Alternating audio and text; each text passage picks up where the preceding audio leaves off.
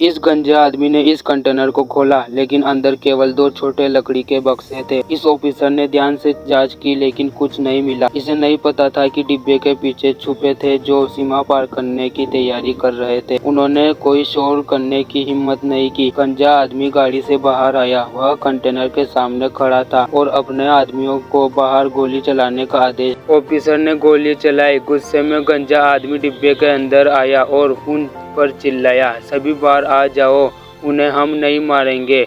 उन्हें आश्रय प्रदान किया, लेकिन उन लोगों को विश्वास नहीं किया। वह लड़की बक्से के ऊपर चढ़ गई, लेकिन वह एक लड़की ने दरवाजा खोल दिया। गंजे आदमी ने लड़की को देखा, उसने उसे गोली मार दी। फिर उसने अपने आदमियों को अंदर सभी को मारने का आदेश दिया। उन लोगों ने गोलियां चलाई और सभी मर गए और उस लड़की ने अपना मुंह कसकर ढक लिया, इस डर से कि उसे खोज लिया जाएगा।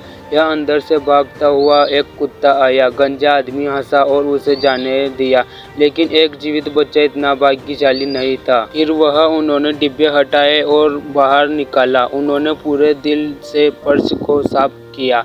सौभाग्य से वह लड़की नहीं मिली। गंजे ने उस कंटेनर का दरवाजा बंद कर दिया। इस तरह उसने अपनी जान बचाई। गंजे आदमी ने उन लोगों को क्यों नहीं जाने दिया? यह पता चला कि 2024 में स्पेन के पास संसाधनों की बेहद कमी आ गई थी। इसलिए सरकार ने एक योजना लागू की और सैनिकों को 60 वर्ष से अधिक उम्र के बुजुर्गों को मारने का आदेश दिया और सभी गर्भवती महिलाओं को मार दिया गया। यह तक कि 14 साल से कम उम्र के बच्चों को भी नहीं बख्शा गया।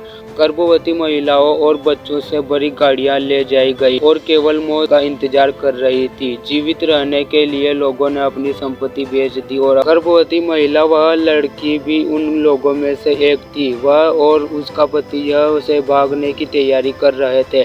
एक आइलैंड पर वे चुपके से एक कंटेनर में घुस गए, जहां कई गर्भवती महिला और बच्चे इकट्ठा हुए। अगली सुबह कंटेनर के बाहर बहुत शोर था। उन लोगों की जांच करने के लिए दरवाजे पर आया। इस समय दरवाजा अचानक खुला और बड़ी संख्या में लोग अंदर घुस आए। यह पता चला कि ऑफिसर ने लोगों की बात को स्वीकार कर लिया था। उस आदमी ने अपनी पिस्तौल उठाई और आसमान में चला दिया। उसने कहा कि एक और कार थी जो लोगों को पकड़ सकती है। आधे लोगों को दूसरी कार में भेज दिया गया। कार में बैठे लोग एक के बाद एक बाहर कूद गए। उस लड़की के पति, जो दरवाजे पर खड़ा था, अपनी पत्नी के पास लौटने वाला था, लेकिन उसे उस आदमी ने बाहर फेंक दिया। उसने अपना एकमात्र सहारा खो दिया।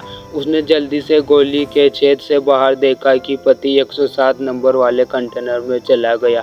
उसने फोन किया और पति ने उसे बताया कि वे कब्रिस्तान पहुंचते ही उसे खोजने आएंगे और उसे अपना ख्याल रखने के लिए कहा। वह ट्रक आया और उससे रोक दिया गया।